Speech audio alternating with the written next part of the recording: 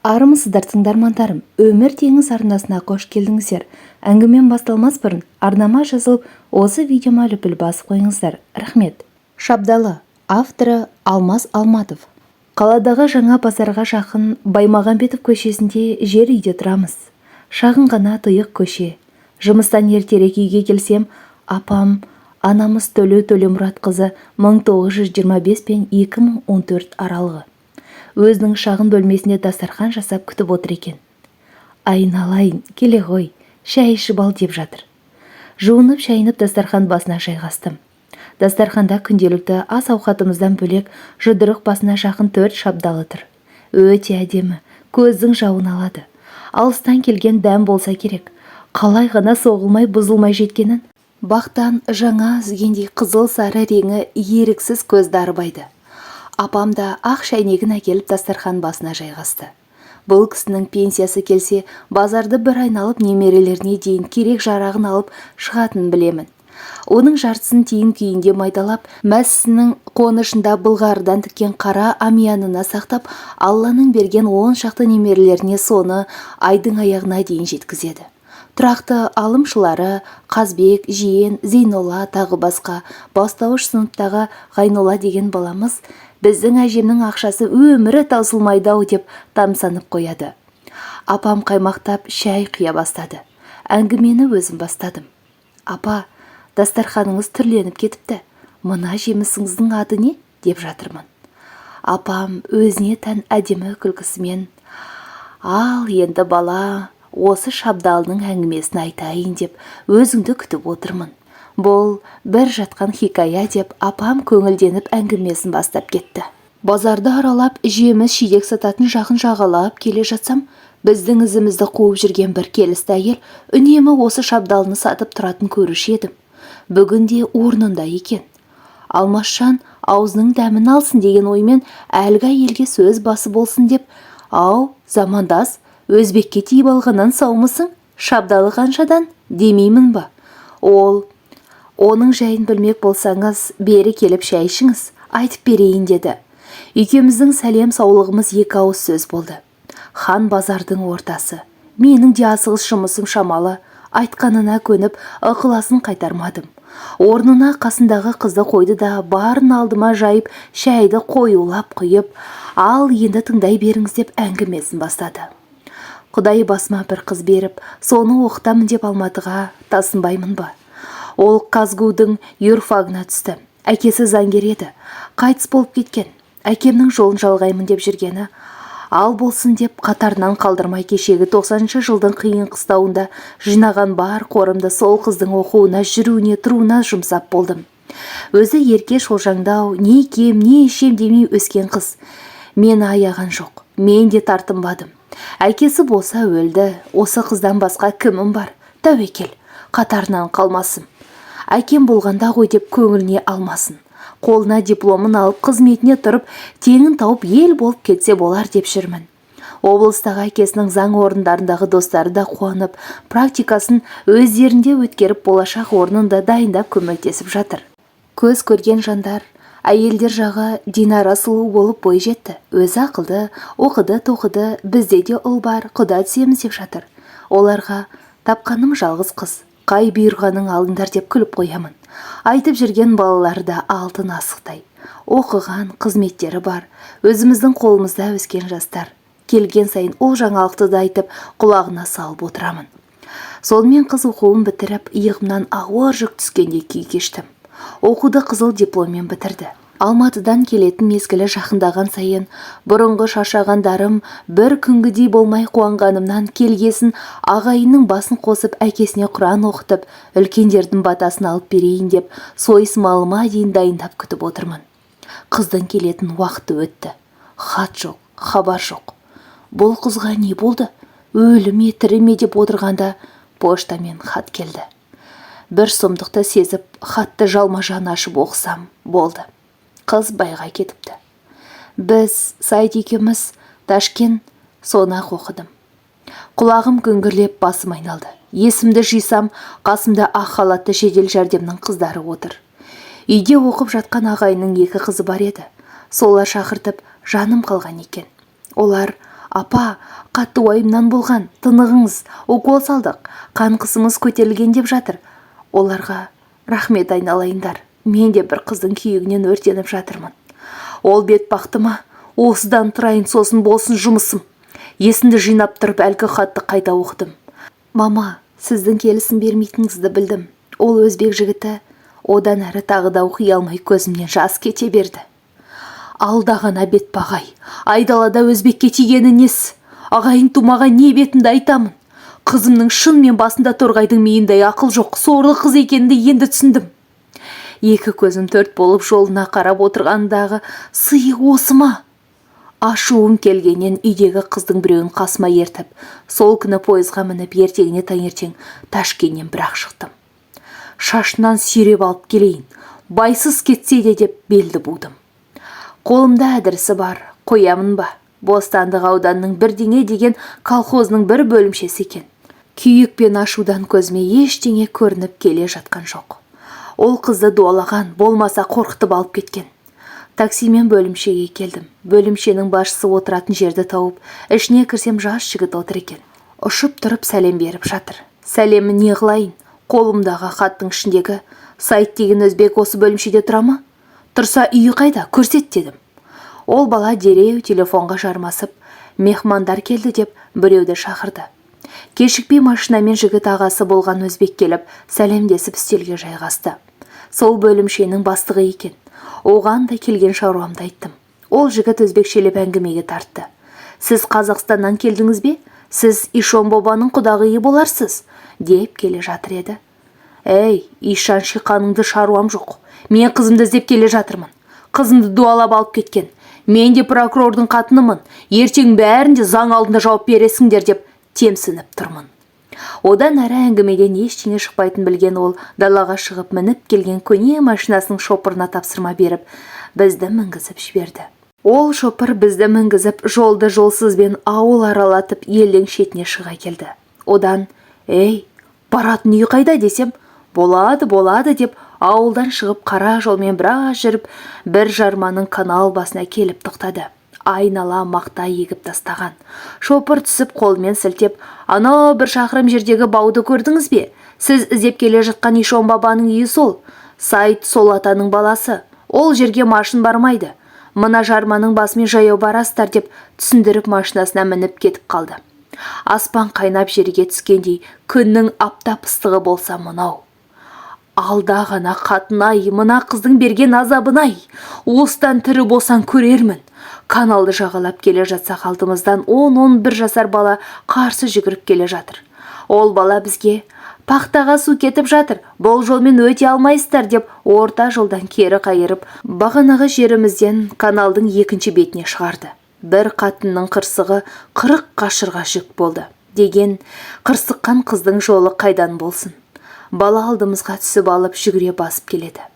Үйдің тұсына жеткенімізде каналға 2 бөренен көпір салып қойыпты.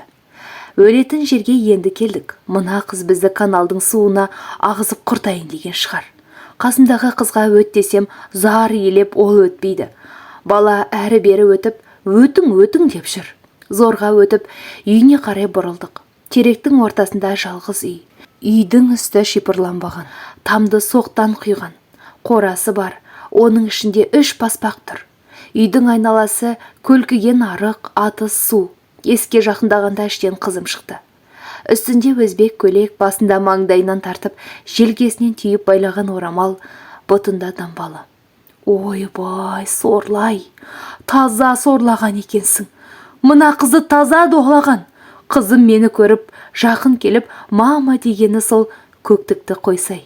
Басындағы орамалын жұлып алып, жағынан салып жібердім. Қызым кейін шегініп тұрып қалды. Одан әрі бар ашу мақтарылып, айтпаған сөзім қалмады. Неден кемдік көрдің? 6 жыл Алматыға арқалап оқытқандағы сыйың осы ма? Қазақтан бай табылмады ма? Жинал менімен кетесің дегенде қызым, «Мені алып кетемін» деп әуре болмаңыз. Біз Сайт екеуміз осылай шештік. Сайт осы үйдің үлкені. Ол осы колхоздың жолдамасымен схидің агрофагын бітірді. Қазір бұл үйдің барлық адамы мақтада жұмыста. Кешке келеді. енді ашуыңызды басып, жолдан келдіңіз, жуынып шайынып үйге кіріп демалыңыз демесі бар ма? Белге соққан жыландай дәрменім кетіп, көлденең жатқан ағаштың кеспегіне отыра кеттім. Ой, қатын-ай, барлығын өзі өлшеп пішіп қойған екен ғой. Қап бұныңды білгенде Қызылордаға ғана оқытып, сол жерде байға беретін едім. Сенен прокурор, сот шығады деп жүрген мен ақымақ. Мақтаның ортасындағы жалғыз үйде жалғыз өзім бөлініп жатырмын. Қой дейтін қызымнан басқа пенде болсай, бағынағы бізді әкелген 10 жасар бала есіктен ауық-ауық сығалап қарап қояды. Топыраққа от қояйын ба? Орнымнан тұрып қыздың ізіне еріп үйге кірдім. 4 бөлмелі үйдің кіреберіс оң жақ бөлмесінде тапшанға қойылған ас ішетін жайына орналастық. Қыз сол үймен біте қайнасқандай қарама-қарсы ас бөлмесінде қолы-қолына шықпай өз жұмысына кірісті. Ой Аллай, үйде еңкейіп жұмыс істемеген мына қыздың тірлігінің түрін қара. Оған да қарап отыруға шыдамай, «Ей қыз, бұл үйде сенен басқа тірі жан бар ма?» деп едім. Ол бар, атам мен 6 қайным бар демесі бар ма? О, қасқа маңдай, не дейді? Я солай, атам сыртта баудың ішінде жүр. Ол атаң саңырау ма? Осынша майқай-шуды естімейтін? Жоқ, ешегі судан өткесін не қылсаң, ол қыл деп жүр ме? Қызым, оны барып сөйлесіңіз деп өзім зорға отырғанда отқа май құйып жіберді. Барсам барамын деп қайта тұрдым. Қызым маған бұрылып, ол кісі сыйлы адам. Сәл екпініңізді басып сөйлесіңіз демесі бар ма? Ей, мен сен құсап сол өзбекке тиін деп келді дейсің ба? Кәне көрейін қызымды алып қашып, 15 күн үнсіз жатқан өзбекті деп далаға шықтым. Қораның сыртында әу дейтін жерде дарақ ағашын түбінде бір кісі отыр. Солай жүрдім. Ол кісі қырынан қарап отыр.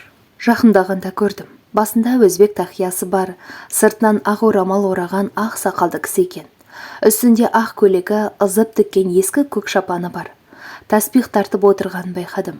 Ол кісі мені көріп орнынан тұрып, 2 қолын көкірегіне қойып, «Ассалаумағалейкум» деп сәлем берді. «Саламатсыз» деп сүйей салдым. Өзінің астындағы тозығы жеткен төсенішті қағып сілкіп, менің астыма төсеп отыруымды өтінді. Басқа отыратын жер жоқ. Аяғымды созып жіберіп отырдым. Өзі жерге отырды. Таза өзбек. Отырған бойда әңгімені қоя бердім. Ал, кәне, кешірімге неге адам жібермедің? Сұрауы жоқ дедің бе? Бәленбай жыл оқыттым. Жағдайыңа қарамайсың ба?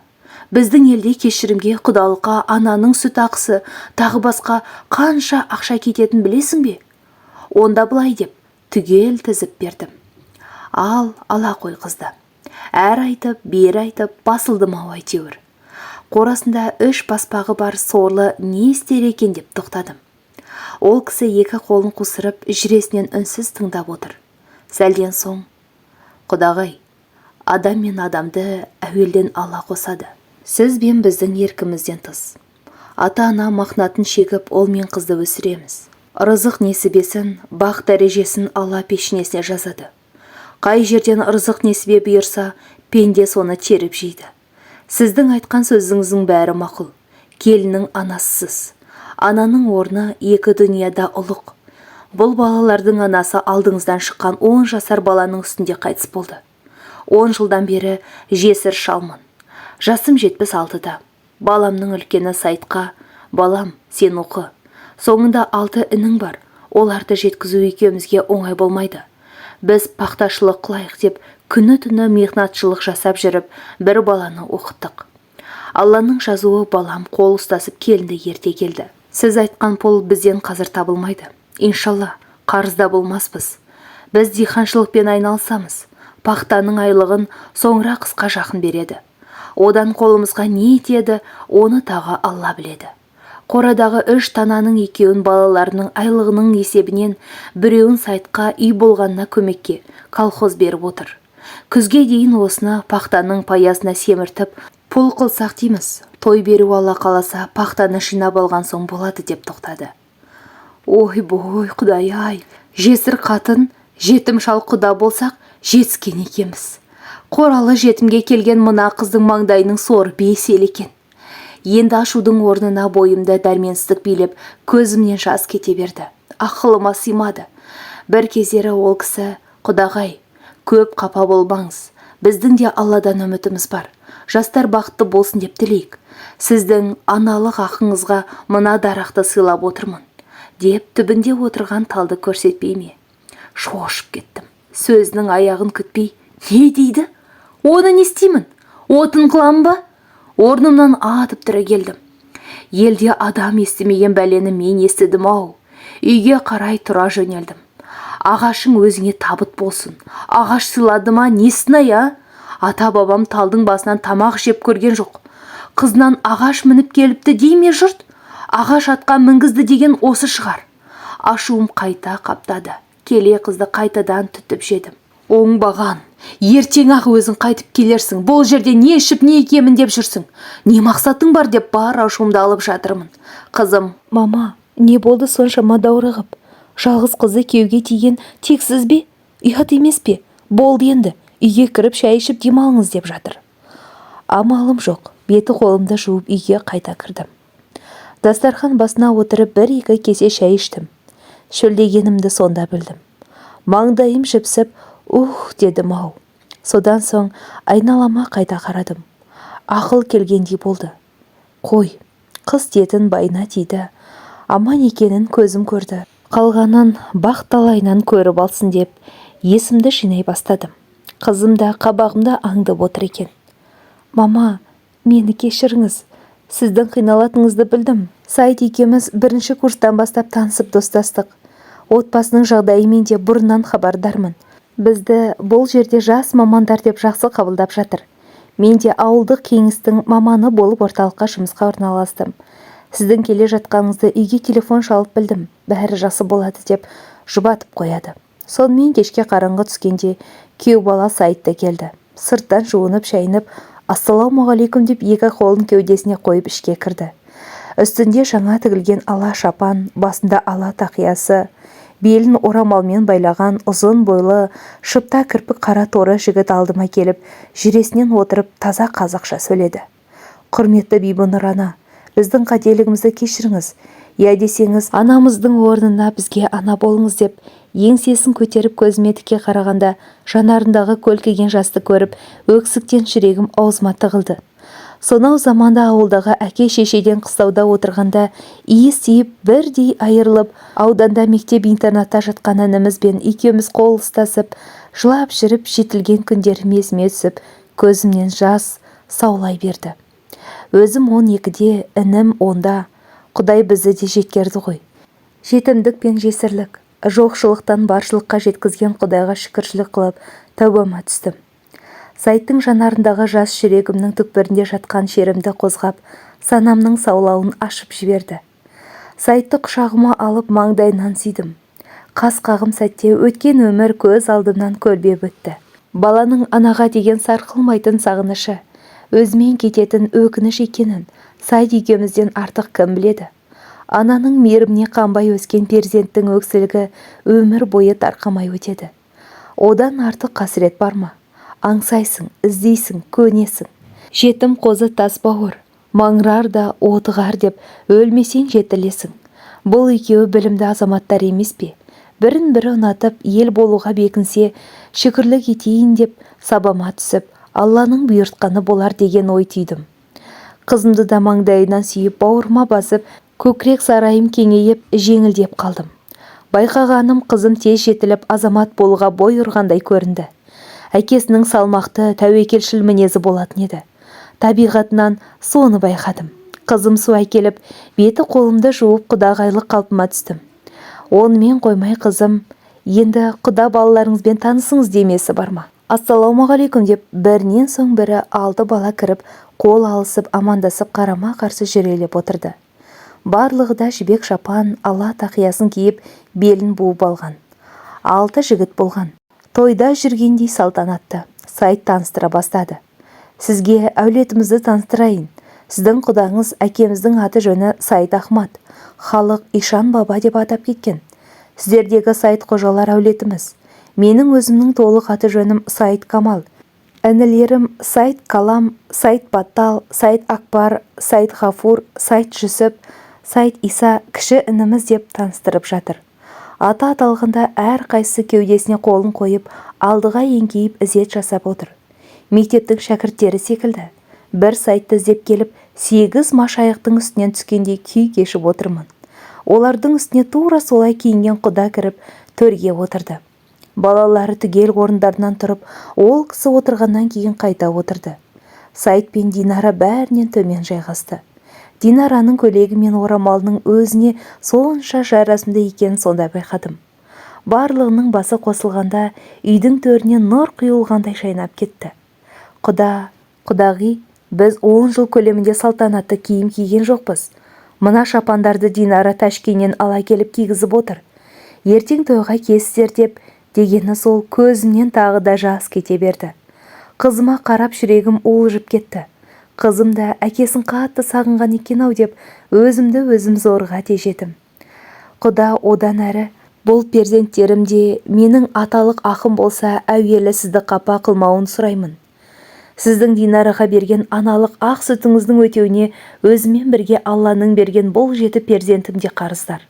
Себебі анасының ошағына 10 жылдан соң жылылық алап келген Динара келінге Алланың нұры жаусын деп қолын көтеріп дұға оқып бата берді. Жүрегімді толғаныс пен қуаныш бірдей билеп, аумин деп бетімді сипадым. Ойпырмай, Алланың тағдырлас жандарға жолықтырып тәубама түсіруін-ай деп басымды шайқадым. Қой, басыңды ауыртып қайтейін. Ертеңіне Сайт пен Динара Ташкеннен пойызға мінгізіп салды. Сонымен қызды өзбекке беріп өте шықтым. Құда да өзім, кешірімді де өзім беріп ауылға келдім. Сұрағандарға қыз Ташкентке өзбекке тиіп кетті дедім де қойдым. Ағайын аң-таң. Жаз ортасына таман қызым телефон шалып, амандық саулықтан соң, мама, сіздің үйдің алдына Ташкеннің автобусы барып тұр. Құдаңыздың сізге салып жіберген сәлемдемесі бар, соны қабылдап алыңыз демесі бар ма? Жалма-жан, әй қыз, ол не деп терезеге қарасам, әйді қызыл автобус қақпаның алдында көлденеңдеп тұр екен. Телефон ажырап кетті. Далаға шықсам жүргізуші дарбазаның алдына 20 шақты қорапты түсіріп қойыпты. Қазақ екен, мені көріп, сәлем бердік апа, сіз Ишан бабаның құдағиысыз ба деп жатыр. Иә, сол кісімін. Онда сарайыңызды ашыңыз, мына заттарды кіргізіп берейін. Маған құдаңыздың тапсырмасы солай деп іске кірісті. Сарайды ашып бердім. Сөзшең жігіт екен. Құдаңыз мықты адам екен апа. 1 сағаттай әңгімелестім. Сіздің сүт ақыңызға арнап тағы 5 тал жеміс ағашын белгілепті. Мына жемістер сізге атаған ағашының өнімі. Енді 10 күннен кейін басқа жемістер піседі екен. Бұл шабдалы деген жеміс. Ол кісі ата-бабасынан бері қарай осы жеміс ағашын өсіремін деді. Бұл тұқым сол аймақта тек осы кісіде ғана бар екен. Айтқанына қызығып кетіп, құдағыңызға біреуінің дәмін татып көрейін деп едім. Балам, аманатқа қиянат жүрмейді. Келесі жолы өзіңе бір қорабын дайындап қоямын деді. Апа, ол кісінің жемістерін өзім тасып тұрамын деп ағынан жарылып әңгімесін айтып жүр. Өзі жаңа қорғанның жігіті екен. Үйге кіріп нан ауыз тиіп кете барды. Өң мен түстей, қызым кеткелі келген бірінші сәлемдеме. Шапан емес, шыт емес, ақша емес, осыншама нәрсені не істеймін? Ағайынға таратсақ, қызын өрікке сатқан ба деп тағы күлкі боламыз-ау. Қой, не де болса көрейін деп қағаз қораптың біреуін ашсам, шабдалы қызыл сары түсі алаулап тұр. Әрбір түйірін жұмсақ ақ қағазға орап, ұядағы балапандай бөлеп қойыпты. Не деген ұсынақтылық деп көргенде таң қалдым. 4-5-еуін алып үйге кіргенім сол телефон қайта шырылдады. Алсам қызым, мама, заттарыңызды қабылдап алдыңыз ба? Иә, алдым. Оның бәрін істеймін. Қазір сізге базардан менің құрбым барады. Соған 3 қорабын ақшасына беріңіз. Бірге барып қаншаға сатқанын көріңіз. Сонда сізге түсінікті болады.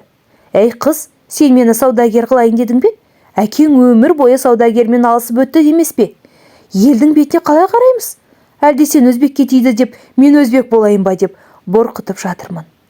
Телефон тағы үнсіз. Ой Аллай, тура әкесінің кәсібі. Ол да артық кетіп бара жатсам, телефонды қоя салатын. Ойым 10 сақта. Қой, маған бұйырғаны осы шығар деп жуып шайып әкеліп біреуінен ауыз тидім. Тойып жейтін ас емес, тастап кетер тас емес деп отырғанымда үйге сәлем беріп бір келіншек келді. Қыздың айтқан құрбысы екен. Күйеуім жол апатынан қайтыс болып, жылын берген соң бала қамына шықтым. Базарға шыққаныма бір ай болды, 3 балам бар дейді. Апа, мына 3 қораптың ақшасы деп қолыма көлемді ақша ұстатты. Базардан не түседі, оны да тең бөлемін. Менімен бірге жүріңіз деп машинасымен алды да кетті. Әне, сол отырғаннан осы жерде 15 жыл болды отырғаныма. Мына қыз сол қыздың үлкені деп орнына қойған қыз баланы көрсетті. Қазір 14-те. Қыз алып қашқан қалай болады екен деп өзімнің атыма бір қыз, бір ұлын аудартып алдым. Екеуі де осында, қазақ мектебінде оқиды. Күйеу бала сол ауданның ауыл шаруашылығының бастығы. Қыз сол ауылдың ауылдық кеңесінің төрайымы. Сайт Ишан құдамның өмірден өткеніне 2 жыл болды. Өзі барда 2 баланы атыма аудартып, ескі үйімді құда балаларыма қайта салғызып, құдағай, қалғанын Алла жеткереді, мен Алланың құзырына бетімді түзедім. Осы баланың барлығы сіздің балаңыз деп аманаттап кетті. Міне, келіншек Шабдалының әңгімесі демесі бар ма? Қыздың қалың малы қайтты ма десем, қалың мал бер жағында қалды. Жылына 4-5 айда 2 миллиондай ақша тек жеміс-жидектен түсіп отыр деп еңкейіп құлағыма сыбырлап қояды. Ердің насын жер көтереді деген диқаншылықтың астарында даналық пен адал еңбек тұрады екен. Соған көзім жетті деді әлгі әйел. Алмасжанның анасы болсаңыз, ол халықтың баласы деп беріп жіберген сол апаңның сәлемдемесі деп апам да әңгімесін аяқтады. Шабдалыдан қауындай тіліктеп алып ауыз тидік. Шынында дәмі тілді үйреді екен. Асыл анамыздың көп әңгімесінің бұл бір мезеті ғана естелік болып қалады. Құрметті тыңдарман, қазақша арнамның дамуына қолдау көрсетіп, лүпіл мен қоңыраушаны басып, тіркеліп кетулеріңізді сұраймын. Келесі шығарылым тек қана сіздер үшін.